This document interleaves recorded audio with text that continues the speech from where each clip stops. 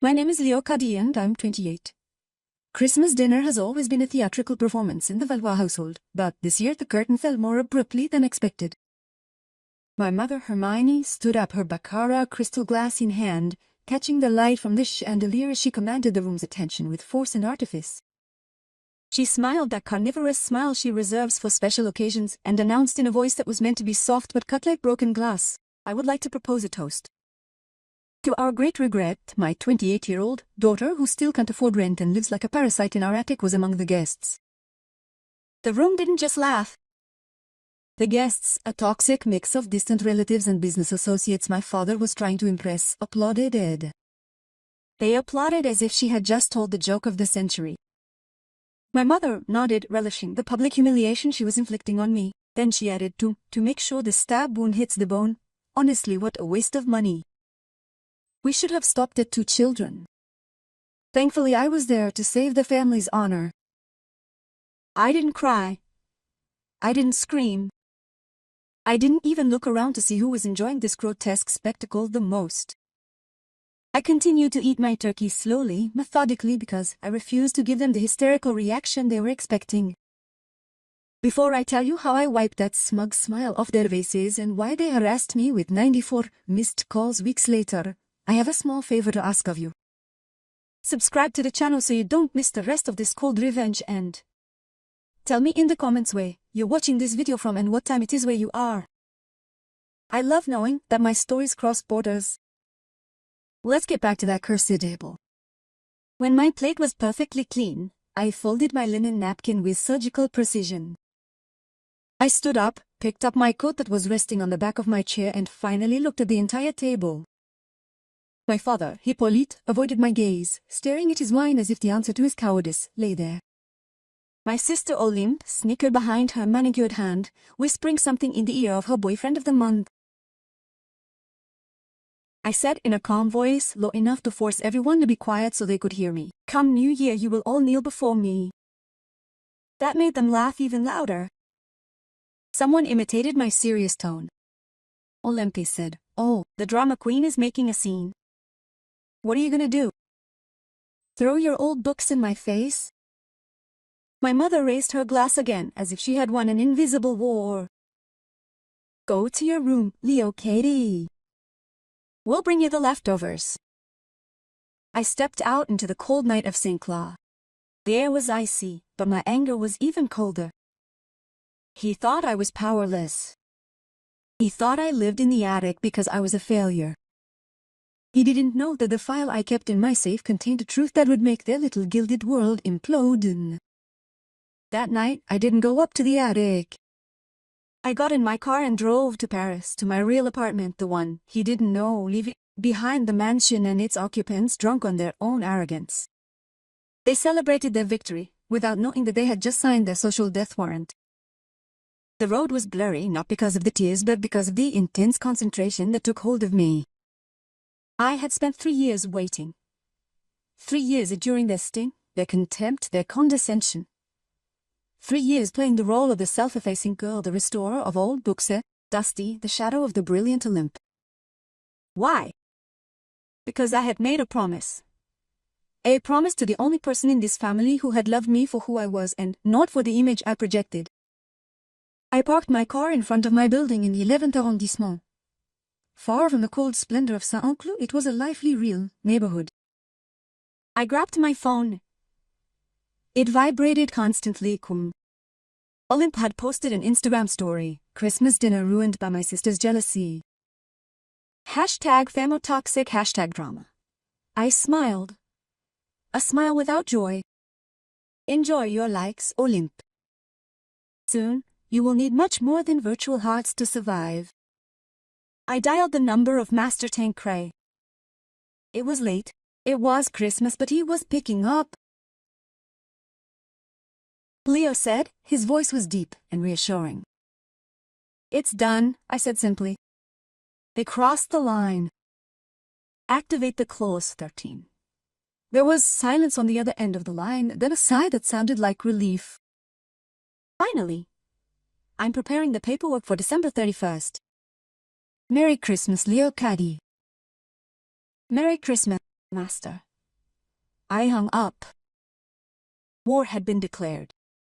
To understand why my own mother treated me like an unwelcome stranger, we have to go back 3 years. It was the time when my grandmother, Maman Simone, the true matriarch of the family, was dying of cancer. Maman Simone was not like her daughter Hermine. She didn't like bling-bling. She didn't like appearances. She loved history, culture, and, above all, she loved authenticity. For the last 6 months of her life, the house had become a silent hospice. Hermie and Olympe would drop by just long enough to take a photo holding Grandma's wrinkled hand for their social media with tearful captions about family, love, Konuzov. But as soon as the camera was off, she was complaining about the smell of the medicine, the sadness, the atmosphere, and asking the nurses when it would end. She didn't talk about her suffering. She talked about their impatience to collect the inheritance. I was the one who stayed. I was the one who slept in the uncomfortable chair next to her bed. I was the one who read her a book when her eyes were too tired to see. I didn't do it for the money. I did it because she was the only person who had never looked at me as a problem to be solved.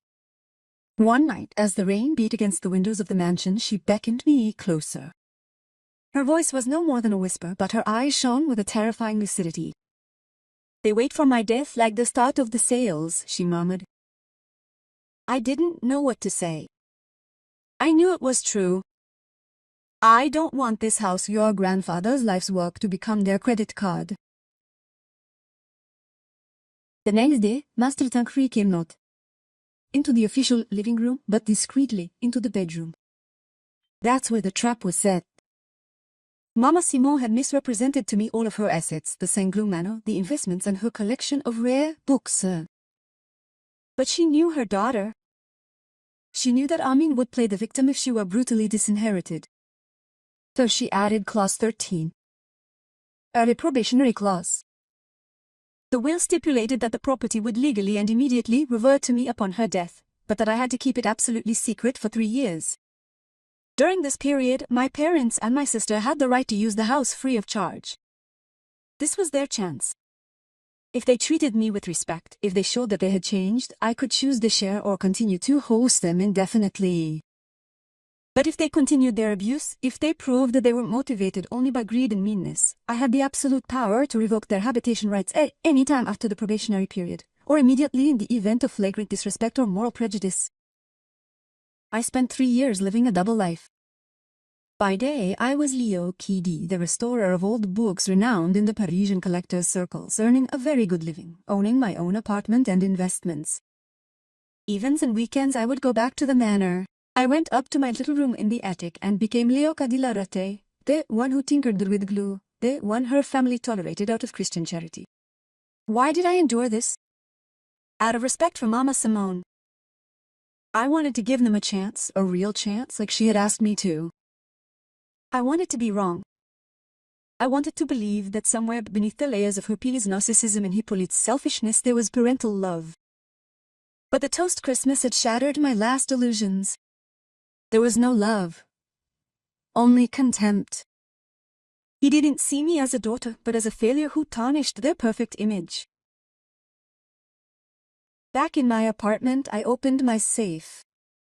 I took out the property deed, the will, and the bank statements proving that I had been secretly paying the property taxes and major repairs for 3 years through a shell company managed by Matrocred. Hermine believed the frozen inheritance funds were funding all this.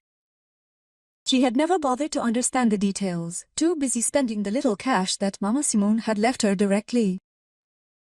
I stroked the leather of the folder. It was a cold, bureaucratic and deadly weapon. Tomorrow I would go back there to retrieve my most precious work tools and I knew that it would not be a courtesy visit. 2 days after Christmas, on December 27, I returned to the manor.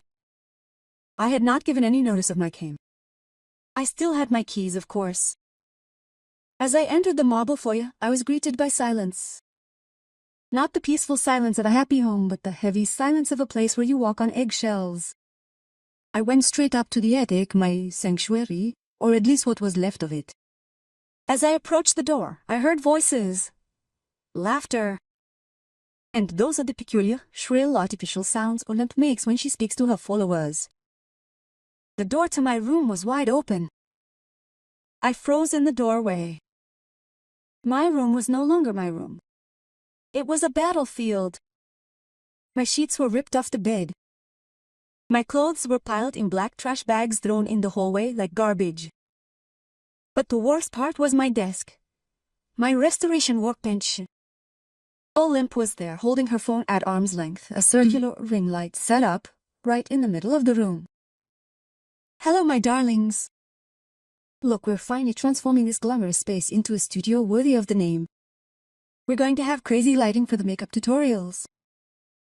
She casually kicked a cardboard box. A box marked fragile. I heard the screeching sound of something cracking. My mother, Hermione, was sitting in a chair flipping through a magazine, overseeing the carnage like a victorious general.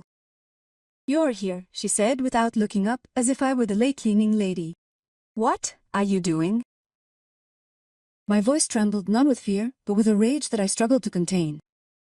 Hermione sighed, closing her magazine. We're optimizing the space. Olympe needs this room. Her school career needs a professional setting. You, with your little DIY projects, can do that very well in the garden shed. Or on the living room sofa, when we're not entertaining. Olympe turned her camera on me without interrupting her live stream. Looking at it, the grumpy sister is back.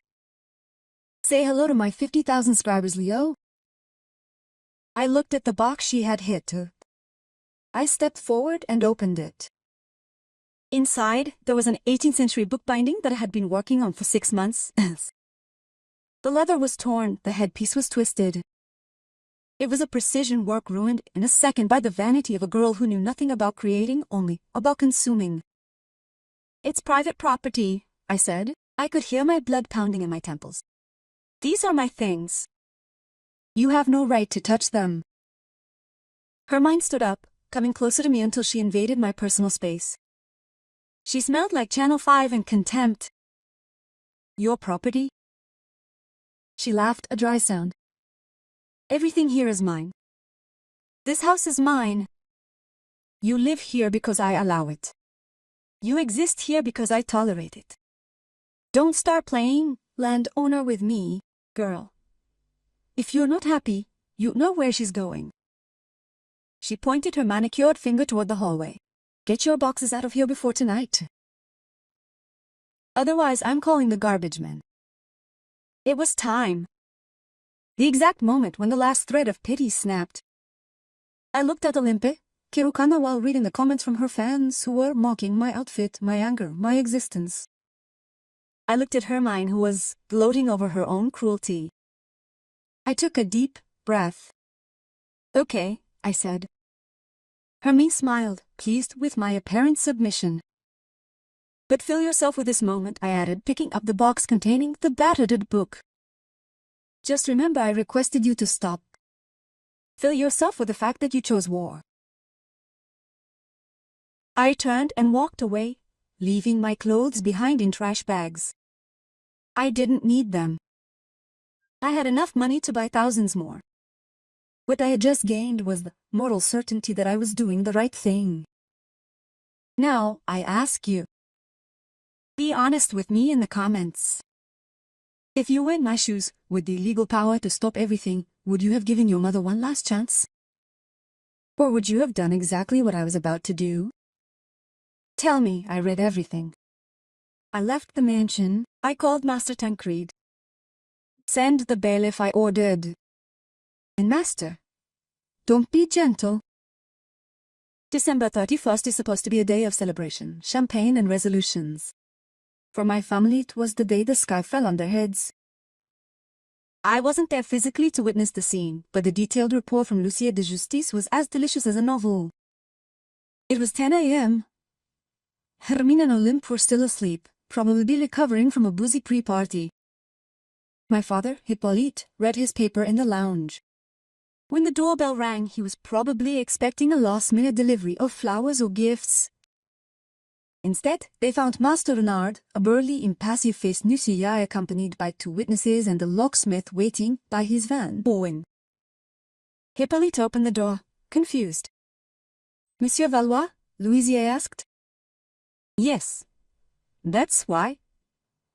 I have been mandated by the owner of this place to notify you of the end of your free accommodation and to give you a summons to vacate the premises within 48 hours due to urgent work and repossessions. Hippolyte blinked, unable to process the information. The owner? But my wife is the owner. No, sir. The owner is Miss Layo Valois. Here is the deed of ownership and the will of Mrs. Simone Valois.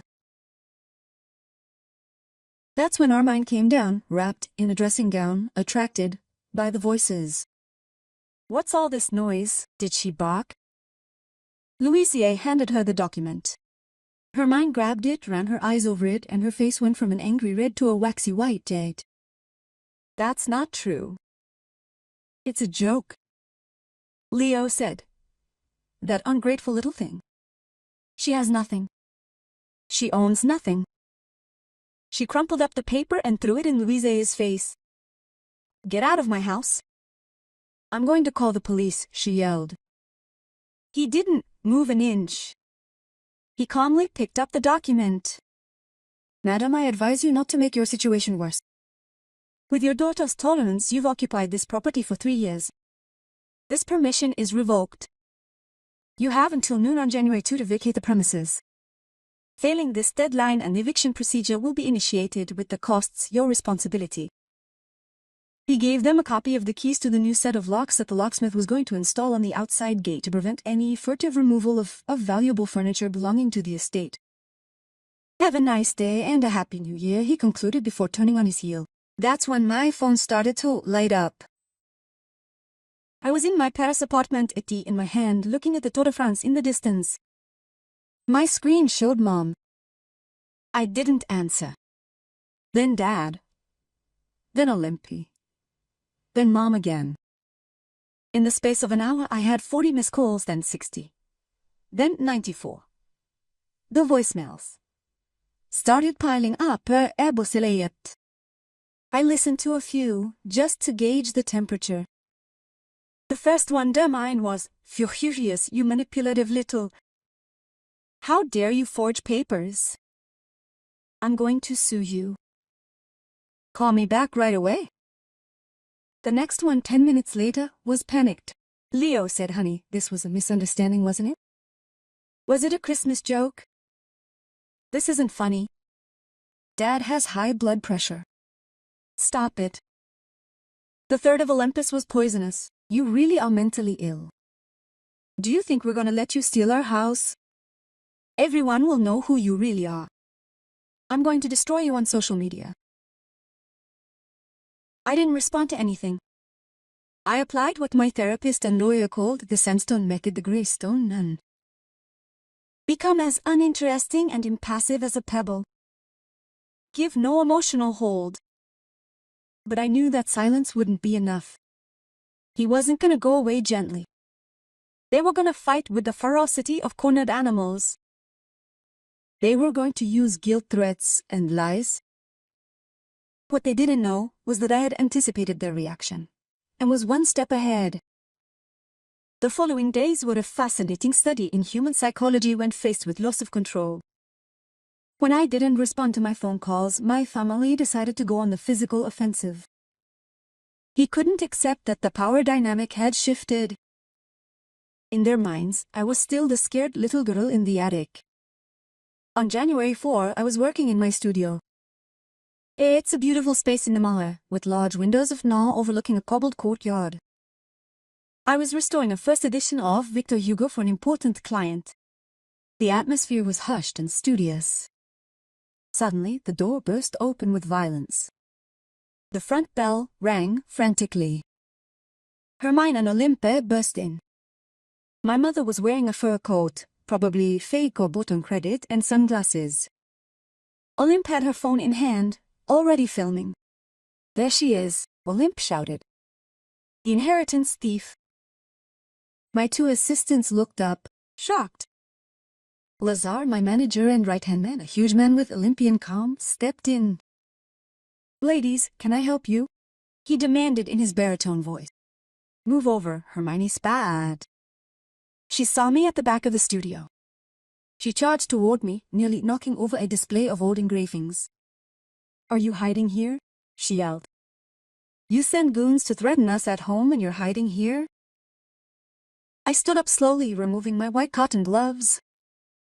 I looked at Olympe, who was pointing her camera at my face. "Are you live, Olympe?" I asked calmly. "Yeah, I'm live. Everyone needs to know that you abused Grandma when she was senile to get her to sign papers." Comments scrolled across her screen. Insults. Yogis for yogis for. My mother. "You're causing a scandal in my workplace. This is private property." "Your workplace."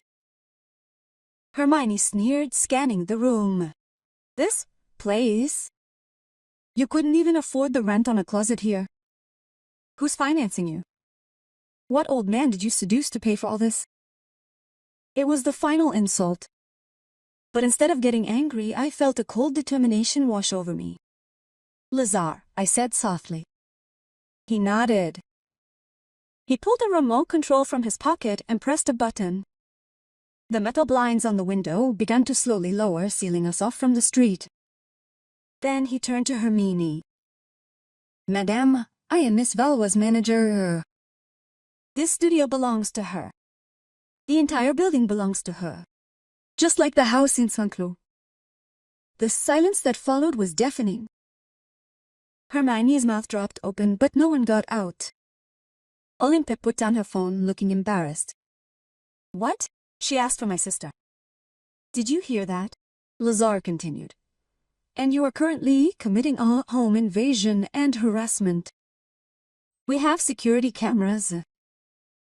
He pointed to the black dots on the ceiling. "If you don't leave in 30 seconds, I'll call the police and hand over the recordings to the young lady's lawyer, including the video where you publicly and falsely accuse my client of manipulation, which constitutes defamation." Hermione looked around as if she were seeing the workshop for the first time. She observed the understated luxury, the book's high quality, and the respect for my staff. She saw for the first time that her failed daughter had succeeded far beyond her own petty dreams. And she hated it. Her face twisted in disbelief. "Do you think this is the end of it?" she hissed. "We're not leaving. We have rights. It's winter. You can't throw us out. We're going to make your life miserable until you regret ever being born." She grabbed Olympe's arm. "Come on. Let's go see a lawyer. A real one." They left, slamming the door, making the windows rattle. Lazar looked at me worriedly. "Are you okay, Leo?" I put my gloves back on. My hands weren't shaking. "Are you okay, Lazar?" They just gave me exactly what I needed, proof that they're dangerous. But I knew their threats weren't empty. Winter. The winter truce was their only option, and they were going to use it to turn my house into a ruin before leaving. They were right about one thing. French law is protective. Very protective. A few days after the incident at the workshop, I received an official notification. My parents had hired a lawyer, a certain Master Vulture, known for his dubious methods, and he was counter-suing. Their strategy was twofold and diabolical. First, he contested the validity of the will, alleging abuse of weakness. He claimed that I had isolated my grandmother, taking advantage of her senility and medication to get her to sign a document that she did not understand. It was an abject lie, but an investigation could take months or even years, thus freezing the estate. Secondly, and this was the most immediate, they invoked the winter truce novois. In France, you cannot evict tenants or de facto occupants between November 1st and March 31st. It was the beginning of January. This meant that they still had 3 months guaranteed in the house. 3 months to destroy everything.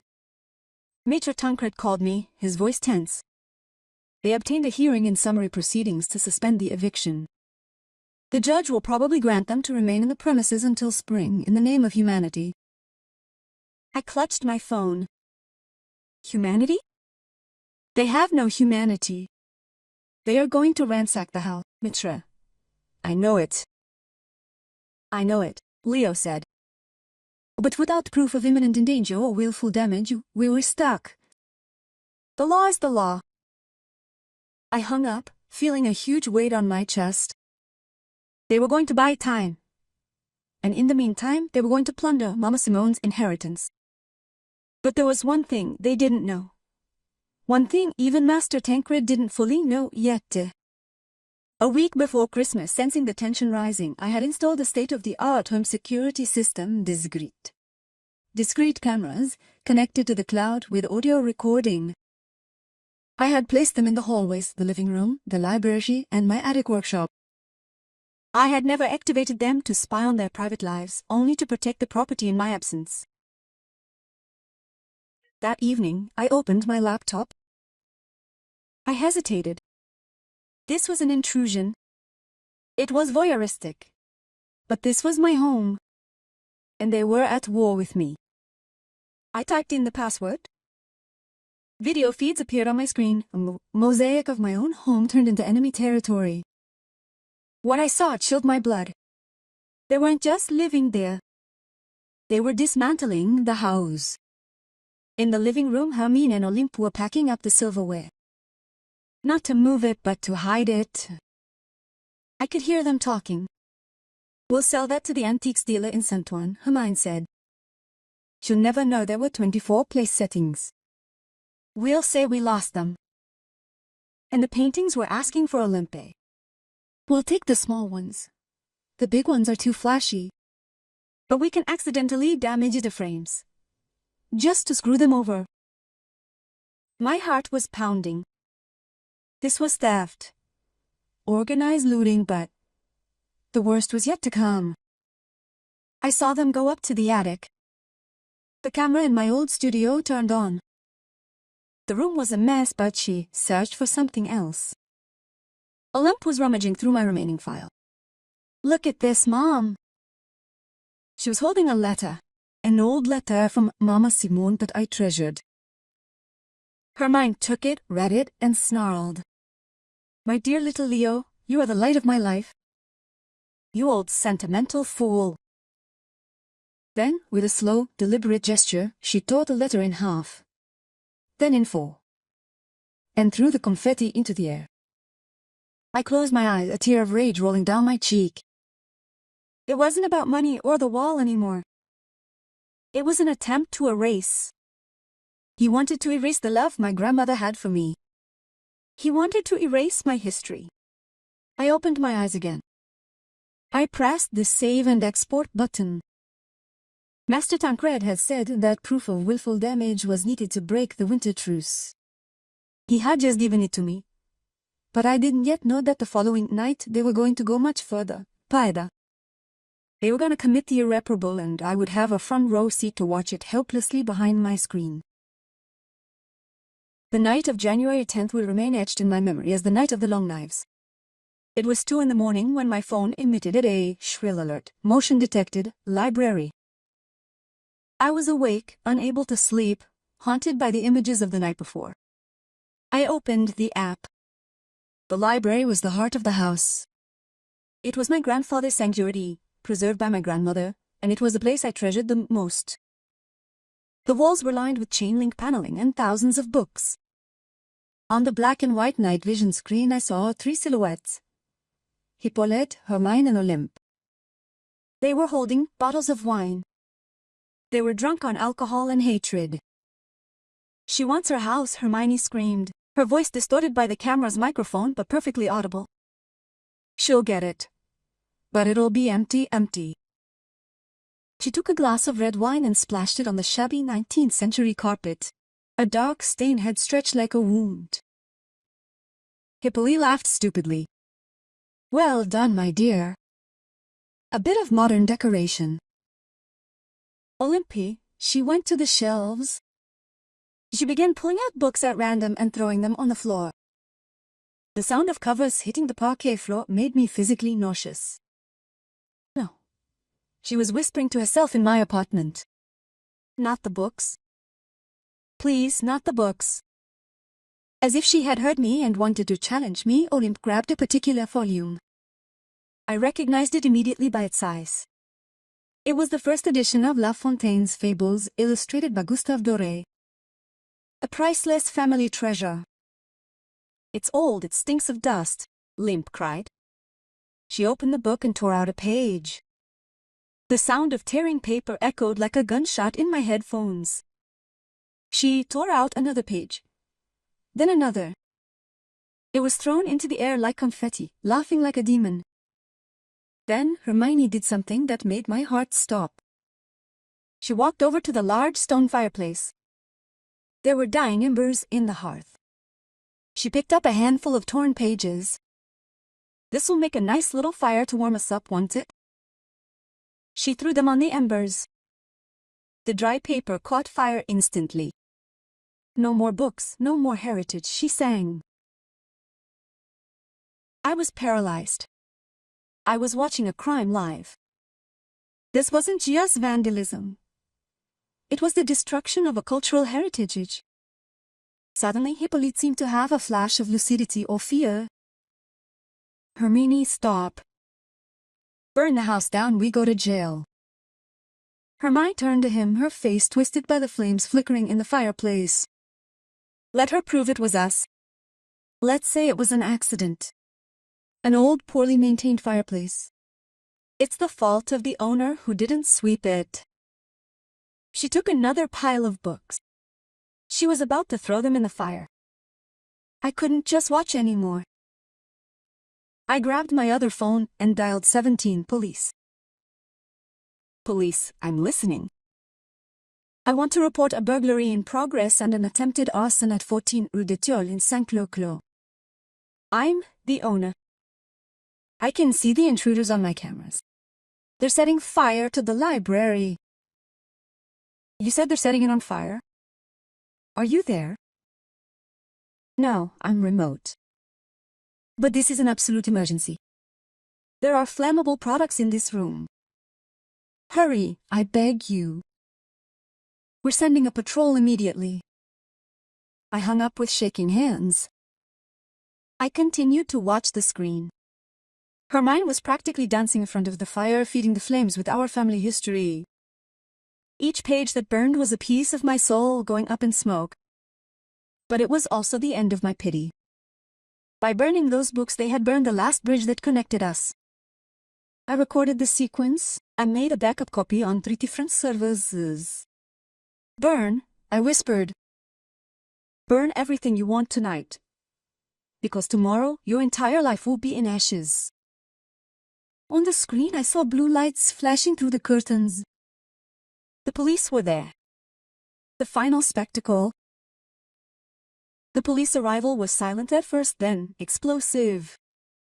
On my screen, I saw Hermione freeze, a half-burnt page in her hand, as a loud banging sounded on the front door. Open up. Police! Panic replaced the euphoria on their faces. Hippolyta tried to put out the fire with a cushion, which only sent sparks flying all over the carpet. Olympe ran to the window, looking for a way out, but there was none. I heard the sound of a battering ram forcing open the door. Seconds later, 4 uniformed police officers burst into the library, weapons drawn. Hands up. Get away from the fire. Hermione screamed, "Don't touch me. This is my house. I do what I want." An officer seized his arm and slammed him against the bookcase. The books she hadn't yet destroyed shook on the shelves from the impact. "You are under arrest for destruction of property and attempted arson." I watched mesmerized as my own mother was handcuffed. She struggled wildly, spitting out insults. Olympe sat on the ground crying, repeating over and over again, "Oh, I didn't do anything. It wasn't me. It was Mom." She sold her mother without a second's hesitation to save her skin. Conversely, Hippolyte let himself be handcuffed without resistance, his head bowed, a man broken by his own passivity. I jumped into my car and drove towards Saint-Cloud. When I arrived, the firefighters were already there, making sure the fire was out. The smell of acrid smoke and burning paper was overwhelming at the gate. The police captain greeted me. He looked shocked. "Miss Valois, we've brought the fire under control." The damage is significant, but the structure is safe. Your parents are in custody. They're not my parents anymore, I replied coldly. These are the intruders, I reported. I entered the library. It was carnage. The carpet was ruined, blackened, and soaked. Dozens of books lay on the floor and bulged. The fountain edition was nothing more than a pile of ashen-blackened leather in the hearth. I felt a physical pain in my chest, but I did not collapse. Master Tancred arrived an hour later, his usually jovial face transformed into a stone mask. They blew up the winter truths themselves, he said, surveying the damage. With that, the interim judge will have no mercy. This is criminal, Leo says. He risks prison. I want him to pay, I said. I want him to pay for every page, for every fiber of carpet, for every second of stress they inflicted on me. The next morning, an immediate appearance hearing was scheduled. The security camera footage was the centerpiece. In the dock, Hermione no longer wore her fur coat or her arrogance. She looked old and disheveled, her clothes, from the day before, stained with soots and wine. When she saw me enter the courtroom, she jumped. Leo said, she shouted before her lawyer grounded her. Blur. Tell them it was an accident. You can't let your mother go to prison. I sat in the front row. I met his gaze. And for the first time in my life, I didn't look down.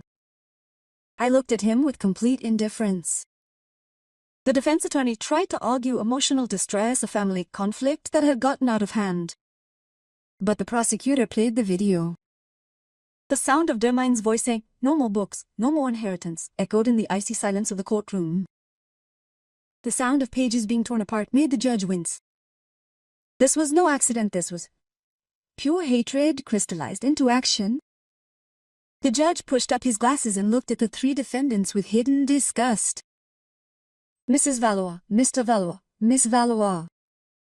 What we've seen here is beyond comprehension. You didn't just destroy property.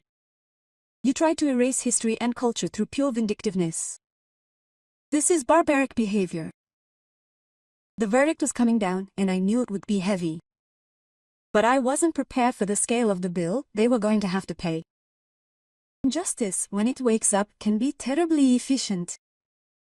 The judge didn't tremble.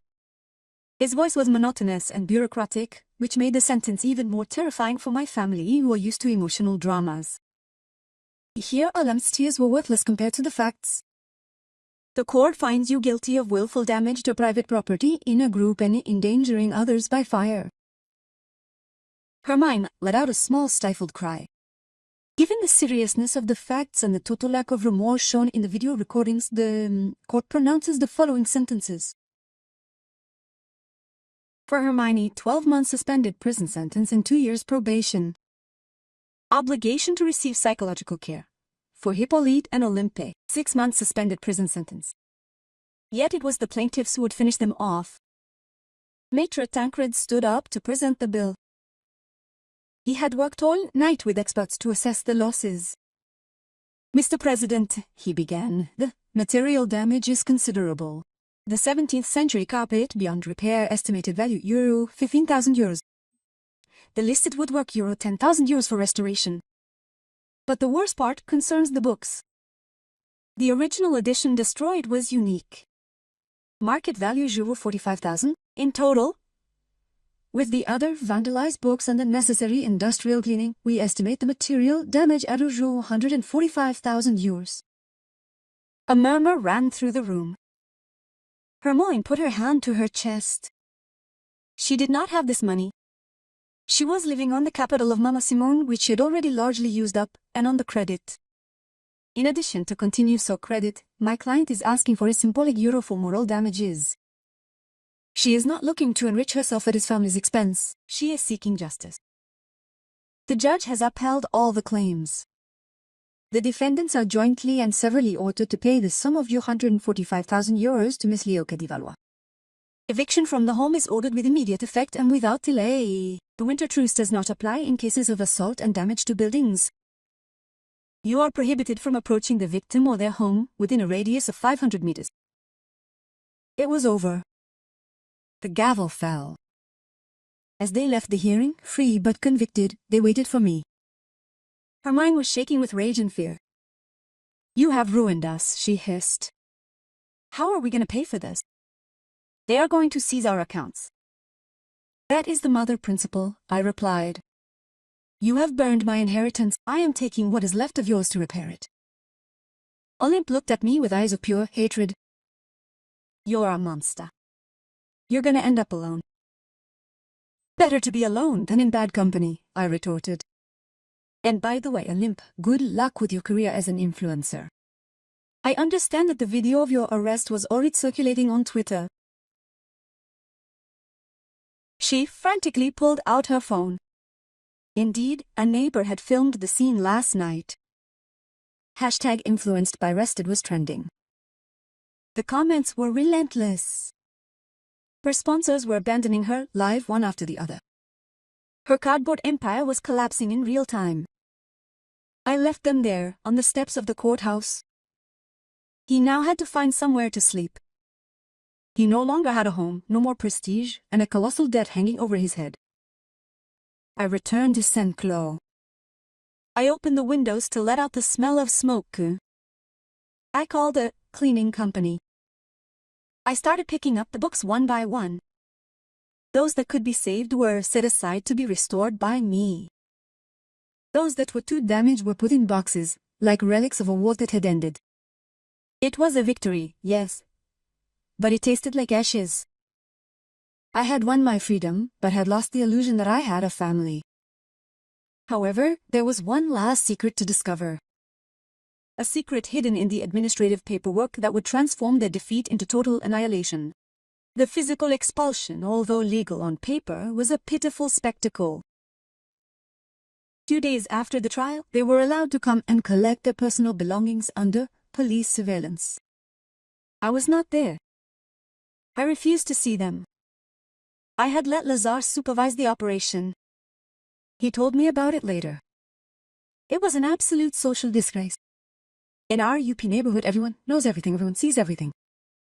The neighbors, the very people I had snubbed for years or tried to impress with lies, were at their windows. He watched the Valois people loaded with suitcases and IKEA bags into a Bonche rental van. No fancy movers. Just sweating and shouting at each other. Hermione tried to leave with a masterpiece. The police arrested her. "It stays here, madam. It's part of the inventory of the precautionary seizure to pay your debts." She had to put it back under the scoffing eyes of the police. They ended up leaving. They found refuge in a small, mysterious apartment hotel in the northern suburbs, the only place that would accept people with frozen bank accounts and fresh criminal records. From the life of a mansion to a room with a kitchenette and flashing neon lights. The fall was dizzying. When I entered the empty house, I felt a strange mixture of vertigo and peace. The air was lighter. The ghosts of their criticism, their contemptuous looks, seemed to evaporate. I started the work. I had the walls repainted, replacing the stifling Baroque Derman wallpaper with a minimalist pure white. I transformed the dining room, the same one where the cursed toast had been made, into a bright reading room. But fate wasn't done with them yet. 3 months later, while I was sorting through the forwarded mail, because they hadn't even changed their address properly, I found a registered letter from a consumer credit company. It was addressed to Mrs. Leo Cadevalois. I frowned. I had never taken out a consumer credit. I hated debt. I opened the envelope. It was a formal notice for an unpaid euro 50,000 euros. A loan taken out 5 years earlier. I read the details. The date, the signature. It was my signature. Or rather, a clumsy imitation of my signature. I felt a rush of heat. I searched my memory. 5 years earlier, I had tried to rent my first apartment and was refused because of my weak financial records, which I had never understood because I was already working. I called the credit union.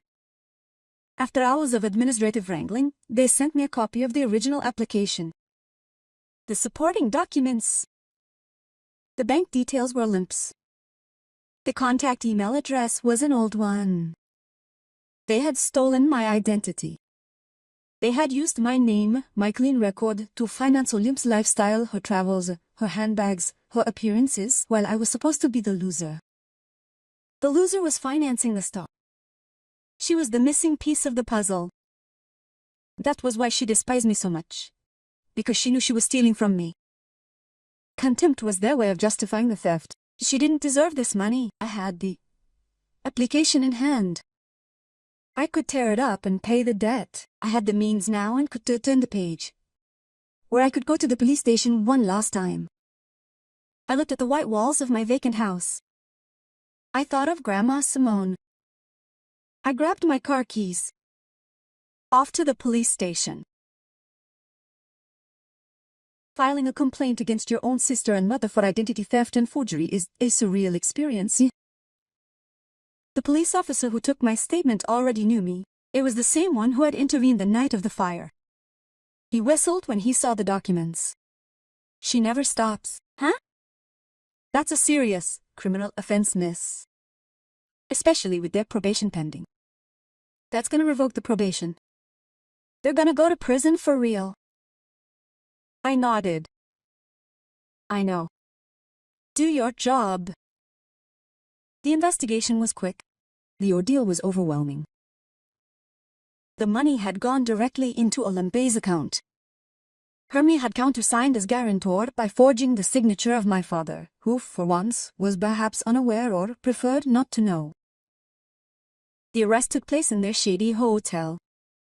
Olympe tried to escape via the fire escape but was caught downstairs. This time, no Instagram stories, no fans to defend her. Just the cold reality of handcuffs. During the interrogation, Olympe cracked in 10 minutes. She confessed everything, blaming Hermione, who had told her, Leocadie will never know, she's too stupid to check her accounts, and, anyway, it's for the good of the family. The good of the family? That sentence still bothers me. For her, the family was an entity of which I was the resource but not a member. I was the fuel that was burned to keep the machine moving. The fraud trial took place 6 months later. This time, I didn't even go. Master Tancred represented me. The verdict was 18 months in prison for Hermione, including revocation of the surceau. 12 months in prison for Olympe. Hippolyta escaped prison but was sentenced to a heavy fine for passive complicity. They were behind bars. The Queen Mother and the Princess shared 9 square-meter cells wearing grey uniforms far from the luxury they had idolized their entire lives. Word spread. The friends they thought they had abandoned them instantly. That's what superficial high society is all about. As soon as you smell scandal and poverty, you no longer exist. I moved on with my life. I transformed the ground floor of the manor into a book museum and restoration workshops open to the public. I organized openings attended by passionate, intelligent, and caring people. I met friends who knew nothing of my family name or my past and who appreciated me for my work. In a year, the house's soul had changed. It no longer smelled of parking wax and secrets. It smelled of old paper, starch glue, fresh tea, and the laughter of my employees. I thought it was over, that the chapter was closed. But the past has a way of insidiously coming to knock at the door when you least expect it. It was a Tuesday in early November. I was in the garden, under the glass roof, examining a 16th century map. The intercom on the main gate rang. I looked at the video screen. A woman was standing there. She was thin and stooped. Her hair was grey and dull, badly cut. She had on a coat that was too big. It took me a few seconds to recognize her. It was Hermione. She had just been released from prison, early release for good behavior, no doubt. She looked up at the camera. She knew I could see her. I put down my magnifying glass. My heart skipped a beat, an old childish fear reflex that resurfaced before being crushed by the grown woman I had become. I pressed the microphone button. What do you want? My voice was neutral. No anger, no joy. Just a fact. Hermione jumped. She clutched her bag to her. Leo said.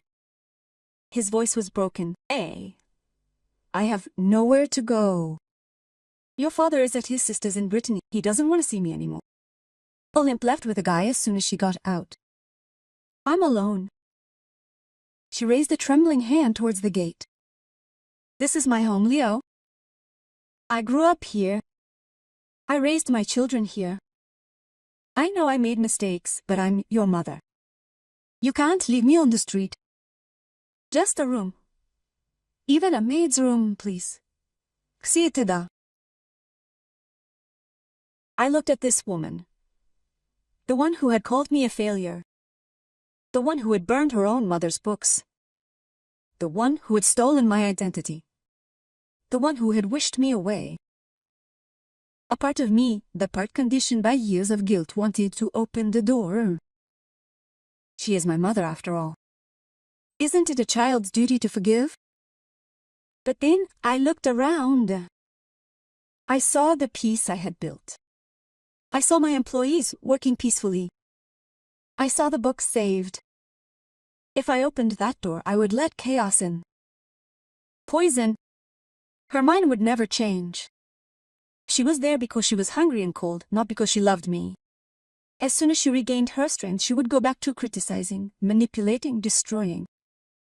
I thought about the Christmas toast. To my great regret, I took a deep breath, Uncle. You are right, Hermione. You raised children here and you said, in front of everyone, that you regretted having me by having me. I didn't mean it. It was the alcohol, she whined. No, it was the truth. And here's mine. This house is a place of preservation. I restore what's valuable. Our relationship has none. It's too damaged to be saved. Leave me out here to die? She screamed, regaining a spark of her old manipulative aggression. I'll let you live with the consequences of your actions. There are shelters in town. The address is on the internet. Goodbye, Mother. I muted the microphone. I turned off the screen. I saw her silhouette stand there for a few minutes, then she walked away in the rain, disappearing into the grayness of the street. I didn't feel guilty. I felt cleansed like a wound that had finally been disinfected. It stings, but it heals. I went back to my 16th century map. It was a map of a new world, full of possibilities, of unknown lands to explore. That was exactly where I was. I had lost a family who had never loved me, but I had gained a life that suited me. Olymp tried to contact me again a year later to ask me for money. I blocked the number without even listening to the message. My father sent me a postcard for Christmas. I read it and then put it in a box. I don't answer. Silence is my answer. And silence has become my favorite music. Today I sit in this same attic where I was once herded like a piece of furniture. But it's no longer a storage room.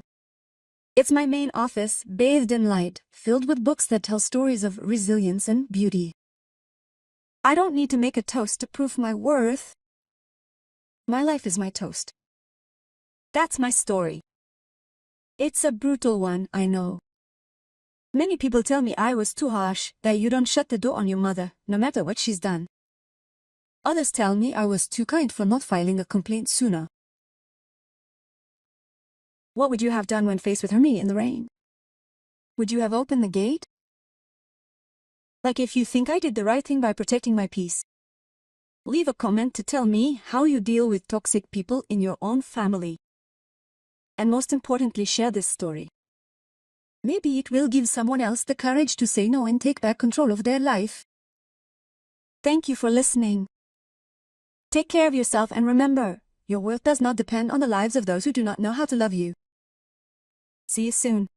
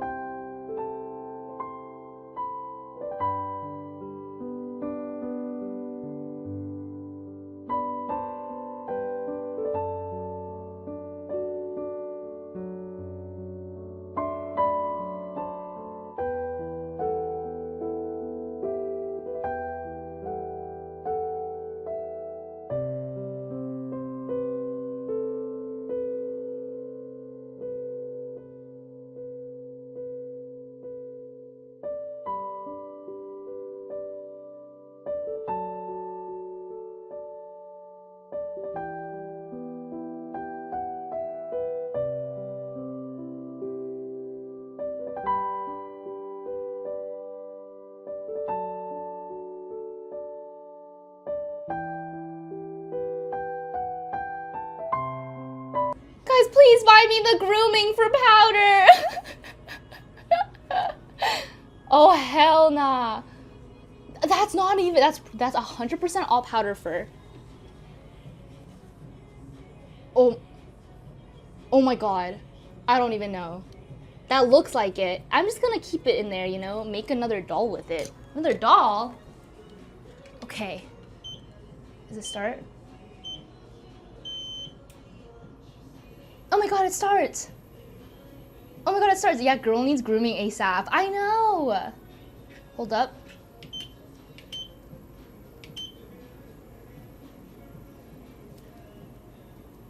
Okay. Let's just walk. Should I get powder to walk on it now? That's probably more entertaining than me doing cardio. I don't need to do cardio. Oh my god, what if we train powder to walk on it right now? Okay. I don't know if she'll do it.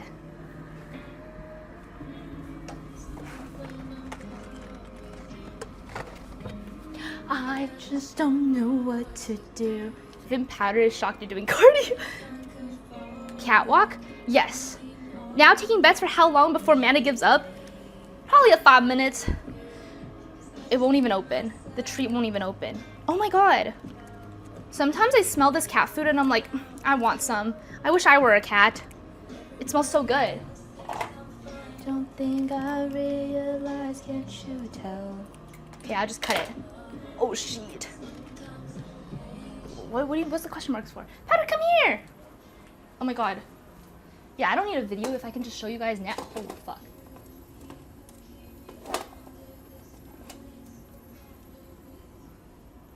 Wait, how do I turn it down? Powder, come here!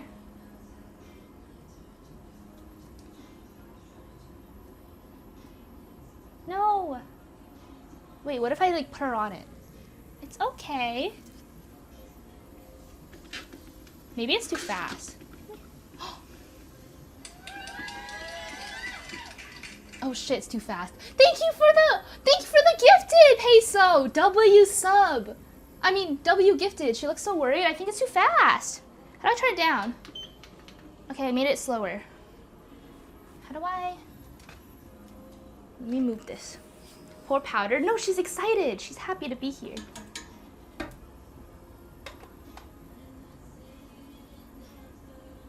Powder, come here.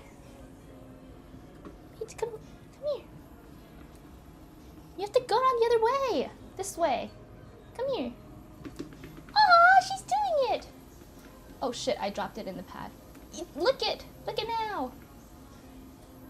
Aw. I dropped a bit in the tab. Poo. Pog? I thought that said poo. Come here. Wait, come back. This way. Yeah, no, this way. Okay, fine, you get some. Good girl.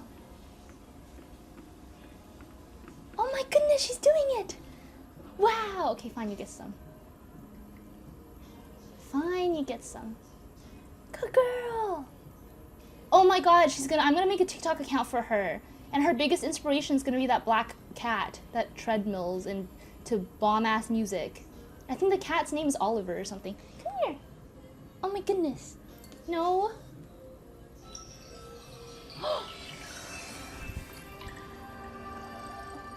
Oh my god. Who? Golden, thank you for the sub. I appreciate the sub. W sub. Oh my god. The blood's rushing to my head. Good girl. What the hell? No swiping. Wow, she's so smart. She's so fearless. Come here. No.